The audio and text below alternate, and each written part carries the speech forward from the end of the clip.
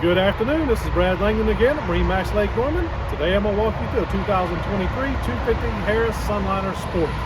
We'll start up front. You see you have some pretty large couches up here, cup holders port to starboard, along with your charging ports for your phone via USBs. You have storage underneath every one of the seats. On the port side, you're going to see you have a really nice, large, wheelchair accessible side door, two captain's chairs, port to starboard, all your charging ports, upgraded stereo, tilt steering wheel, Simrad GPS depth finder, and of course your mechanical throttle and shift. Looking aft, you'll see this boat's going to be equipped with a tower. It gives you something to hold on to as well as a towing board. Off to the aft section, you're going to see you have a reversible lounger.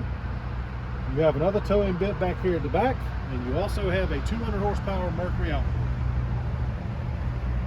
Please stop by and see us. We'll be happy to show you this boat anytime.